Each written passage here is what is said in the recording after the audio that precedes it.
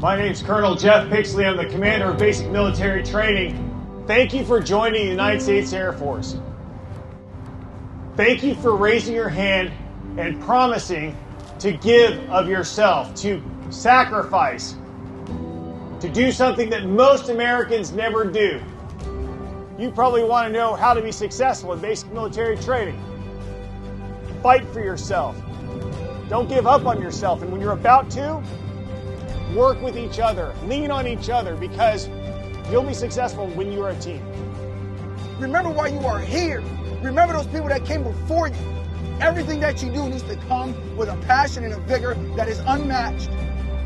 When you leave basic military training, you're going to understand how to wear the uniform. You're going to understand what it is to live by the core values, and you're going to know the value of your teammates. If you live up to my expectations, you'll be here 7 weeks from today, and you'll be about to graduate. Good morning, ladies and gentlemen. I am Technical Sergeant Jeremiah Salyers, military training instructor, and I will be your narrator for today's ceremony. Oh, there's a guy. Today's There's basic a guy. military training graduation is a celebration of the achievements of these graduates. It is also a ceremony that both teaches and appreciates our military heritage. Drill is an integral part of military history, a prominence that rests on the fact that its fundamental purpose was to prepare troops for battle. For the most part, drill procedures practiced in the past were identical to the tactical maneuvers employed on the battlefield. It was this aspect of drill which made it such an important part of training. Even today, drill remains a necessary and useful training activity for instilling discipline and esprit de corps. Over 240 years ago, General Washington enlisted the assistance of Baron von Steuben, a distinguished Prussian officer, to help instill discipline. Baron von Steuben arrived at Valley Forge in February of 1778, facing an army of several thousand undisciplined, half-starved, wretched men in rags. To correct these conditions, he set to work immediately and wrote regulations designed to teach the discipline of drill to a model company of 120 selected men. Discipline became a part of the military for these individuals as they learned to respond to commands without hesitation. As they mastered the art of drill and began to work as a team, this group developed a collective sense of pride in themselves and in their unit. Watching this model company perform, observers were amazed to see how quickly and efficiently the troops could be massed and maneuvered into different battle formations. Later, members of this model company were assigned throughout the regular army to teach drill. It was through this simple emphasis on drill that the effectiveness and efficiency of Washington's Continental Army was improved. In 1789, Baron von Steuben wrote the American Army's first field manual, the regulations for the order and discipline of the troops of the United States. The drill procedures placed into effect at Valley Forge remained unchanged for over 85 years, and many of these same procedures are still in use today. One form of drill is the salute. Since early times, men-at-arms have used some form of salute as an exchange of greeting, the most popular of which has been the hand salute. This exchange has been preserved and its use continued in all modern militaries, which inherit their traditions from the age of chivalry. Throughout today's ceremony, you will see flights presenting arms as one form of the military salute. The civilian counterpart of the salute is manifested in various ways, such as placing the right hand over the heart when the national anthem is played, or raising the hand in greeting a friend. The military salute is given in the same manner as a gesture of recognition and a friendly greeting to a comrade in the honorable profession of arms. To maintain the proper decorum and respect for events such as this, we ask that you abide by the following standards while you are here. First, there will be times where you will be asked to stand for the invocation, the playing of the national anthem, the playing of the Air Force song, the reciting of the oath of enlistment, and the Airman's Creed. Second, we ask that you remain silent during these times, reflecting on the price that has been paid for our freedom. Third, we ask that you pay respect to the flag during the national anthem. Military members and veterans in uniform will stand at attention and render a salute. Civilians should stand and place their right hand over their heart. Veterans and military members not in uniform may render a salute or place their right hand over their heart. After the last note of the national anthem, you may return your hand to your side. Please reserve the strictest respect during our oath of enlistment. During the oath, service members pledge their lives to support and defend the Constitution and our country. At this time, we'd like to take a moment to inform you of the specific flight locations on the parade field as viewed from the bleachers from your left to your right. Flight 124, led by Technical Sergeant Megan Bach. Flight 125, led by Staff Sergeant Thomas Schultz. Flight 126, led by Technical Sergeant Brad Middleton. Academic Excellence Flight, Flight 127, led by Staff Sergeant Mika Arabia. Flight 128, led by Technical Sergeant Cody Bratcher. Flight 129, led by Technical Sergeant Brandon Rodriguez. Flight 130, led by Technical Sergeant Fang Nguyen. In the center of the parade field is the color guard, led by Master Sergeant Ollie Earl. The Drum and Bugle Corps, Flight 138, led by Technical Sergeant Roxana Pinestroza. The flights selected to carry our national, state, and territorial flags are Flights 131 and 132, led by Technical Sergeant Orly Ryle. ET Excellence Flight, Flight 133, led by Technical Sergeant Candace Richardson. Flight 134, led by Staff Sergeant Ariana Miller. Flight 135, led by Technical Sergeant Tavis Bell. Flight 136, led by Technical Sergeant Mark Julius Gabriel. Flight 137, led by Technical Sergeant Jordan Vesey. At this time, please find a place to sit. Thank you, and enjoy today's ceremony.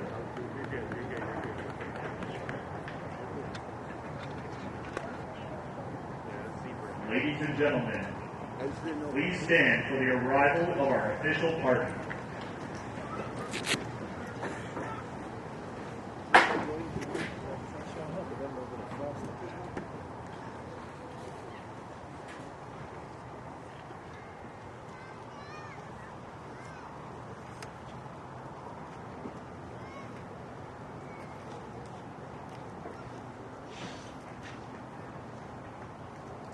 Ladies and gentlemen, please remain standing for the invocation given by Chaplain Gwynn. Good morning. I invite you to join with me in prayer. Gracious and Almighty God, we pause and thank you for this joyous occasion that brings us here together. We celebrate on this special day of achievement these airmen of the 321st Training Squad. We recognize the sacrifices made to become members of the world's greatest Air Force, the separation from family and loved ones, the weeks of training, the physical demands, all that brought them here ready to serve. We recognize that these airmen didn't arrive here on their own, and so we thank you for their families and friends who have equally made sacrifices to make this day possible. We offer gratitude to the men and women of the 321st Training Squadron who have invested countless hours into these airmen.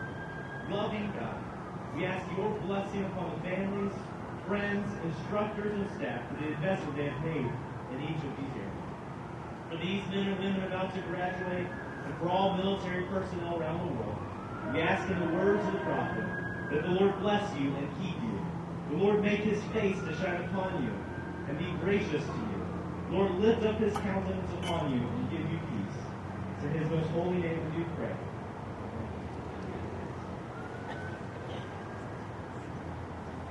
Thank you, Chaplain. Ladies and gentlemen, please be seated.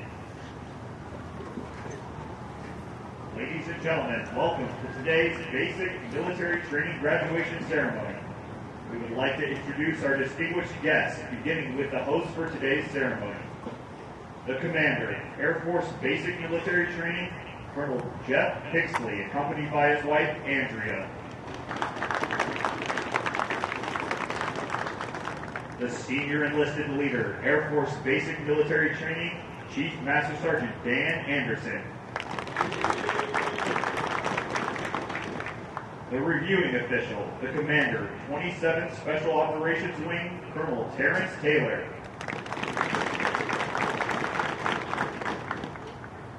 The Senior Enlisted Leader, the Command Chief, 27th Special Operations Wing, Chief Master Sergeant Christina Montgomery. From the Graduating Squadron, the Commander, 321st Training Squadron, Lieutenant Colonel Jason Crosby. The Senior Enlisted Leader, 321st Training Squadron, Chief Master Sergeant Daryll Villiard, accompanied by his wife Jessica. Also in attendance with us today, the Vice Commander, 37th Training Wing, Colonel John Odell III. Although time does not permit us to introduce all of our distinguished guests, the 737 Training Group is proud to welcome each of you. We hope you enjoy today's ceremony.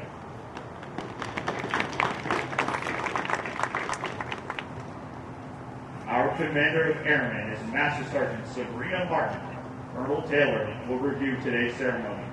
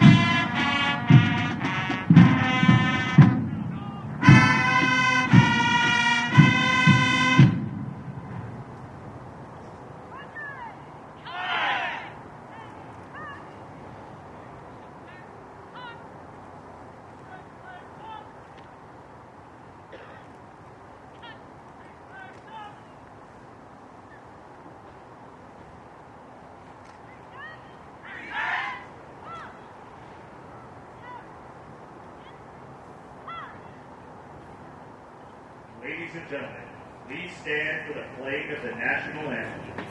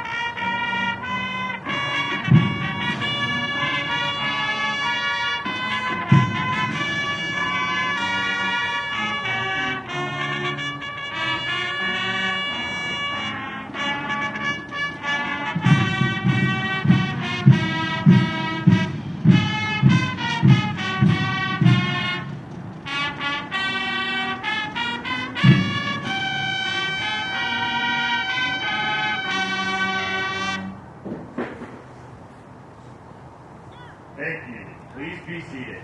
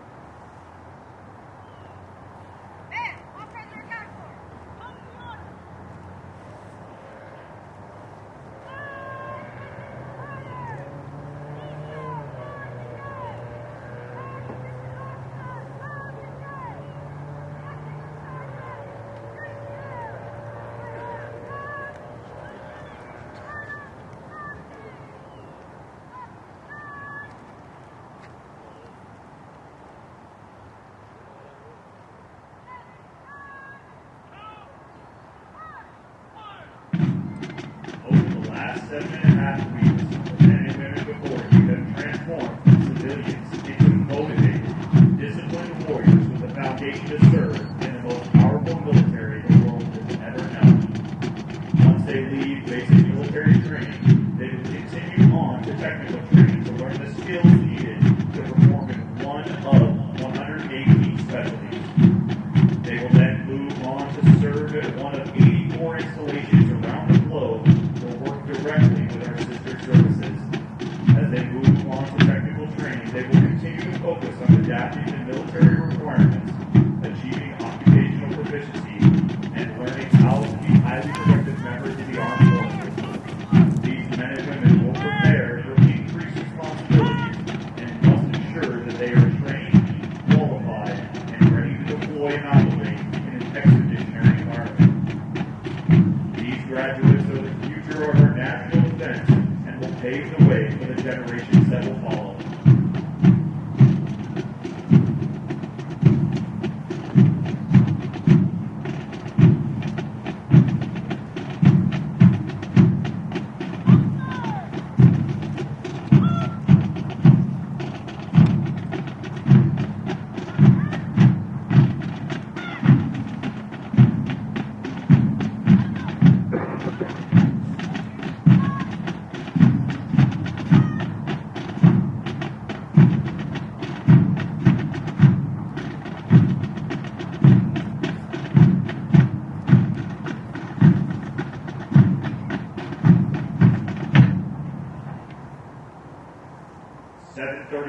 Training Group, United States Air Force, Joint Base San Antonio-Lackland, Texas. Subject, Commander's Excellence. Commander's Excellence Streamer is awarded to Flight 137 for their significant accomplishments demonstrating teamwork, excellence, and esprit de corps during the period of 19 December 2022 to 3 February 2023. Signed, Jeffrey Pixley, Colonel, United States Air Force.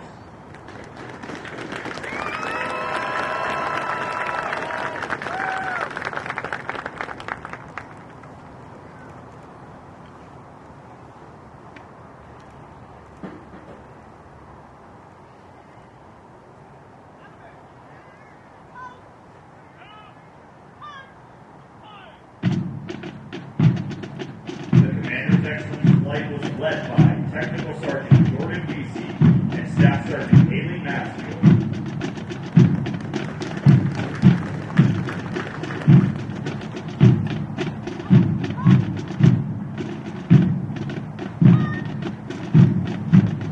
Of the hundreds of thousands of American citizens that enter the workforce each year, less than 1% have joined the ranks of the United States military. The graduates before you have reached a milestone in their military journey and will require your continued support to assist them in their future endeavors.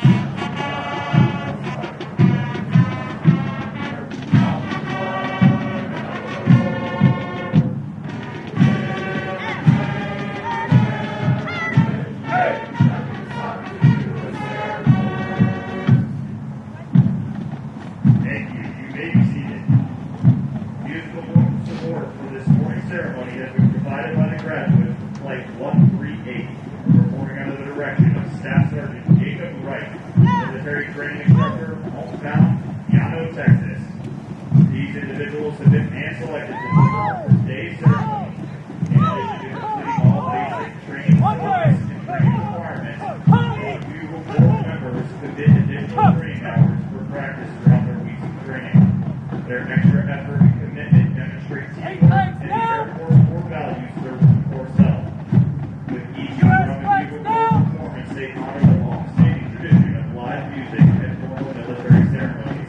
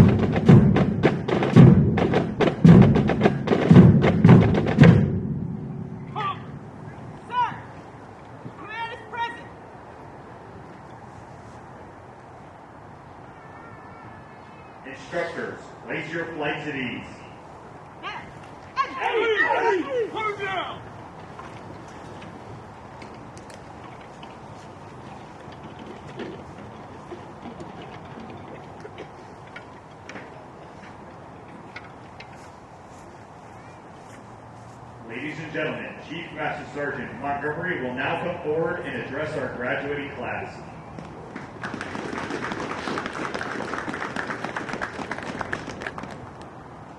know it's cold and I stand between you all, reuniting with your families, so I'll make this pretty quick. Good morning and welcome. It is my honor to look into this audience and see all the families joining us today. Thank you for being here. 7.5 weeks ago, you entrusted us with our nation's most valuable treasure, your loved ones. Your support has pushed these airmen to successfully complete basic military training and join the world's greatest Air Force. I want to take this opportunity to say thank you for your support and encouragement, but more importantly, thank you for your trust. Airmen, I want to express my strong appreciation to all of you for raising your hand to say, here I am, send me. You are America's future. You are now part of the less than 1% of our nation serving in our armed forces. That is special. You have a chance in the next 4, 6, 10, 20, and yes, even 30 years to serve the cause of freedom in a very real sense. You are entrusted with the security of the nation, the protection of our citizens, and the preservation of its way of life. What a tremendous responsibility. And anyone who asks you what you did to make your life worthwhile, you can say with pride and satisfaction that I served in the United States Air Force. I hope you realize how great the dependence of our country is due to the sacrifices of those who serve in our armed forces. Remember, some even gave all. Our country is secure because of those who came before you, before me. They are known as giants. Going forward, you should know that you will not stand alone. You will stand on the shoulders of those giants. And on those shoulders, you will stand tall and tilt like the windmills to preserve our nation's security and prosperity. And guess what? You too will be a giant one day. And those that come after you will stand on your shoulders. You know, I wouldn't be a good chief if I didn't at least give you one piece of advice. Please make sure that you are doing what you can to take care of yourself. Don't let a day go by in which you don't make self-care a priority. Self-care is not selfish. Self-care is a discipline. When you truly take care of yourself, exercising all the discipline that it requires, you are a much stronger person who is able to give more to those that are around you. Then, giving to others is not at your expense. And those who take care of themselves, they tend to have more energy to push towards mission and purpose. So, ask for help. Stay connected with your families and friends, and stay mentally, physically, socially, and spiritually strong. We are counting on you. Your nation is counting on you. Thank you for being a part of something bigger than yourself. Thank you for being a part of our Air Force family. We are excited you are here. Thank you for raising your hand. Here I am. Send me. Congratulations to you all, and know that you are loved. All right, I just have one question for you. Are you ready to join the ranks of the world's greatest Air Force? I think they're ready.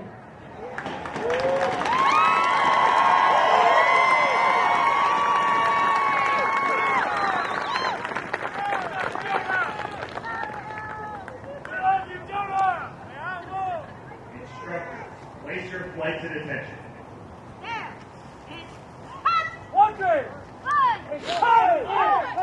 Ladies and gentlemen, please stand as Colonel Taylor will now administer the oath of enlistment.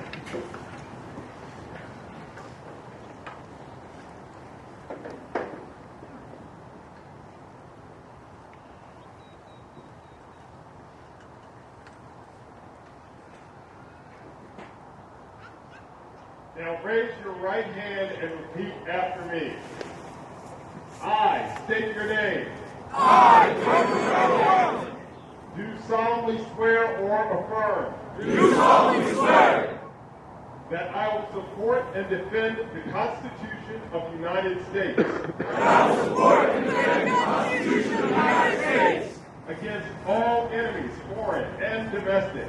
Against all enemies, foreign and domestic. That I will bear true faith and allegiance to the same. That I will bear true faith and allegiance to the same. And that I will obey the orders of the President of the United States. And that I will obey the orders of the President of the United States. And the orders of the officers appointed over me. And the orders of the officers appointed over me. According to regulations and the Uniform Code of Military Justice. According to regulations and the Uniform Code of Military Justice. So help me God. So help me God. Congratulations, Airmen, and welcome to the world's greatest Air Force.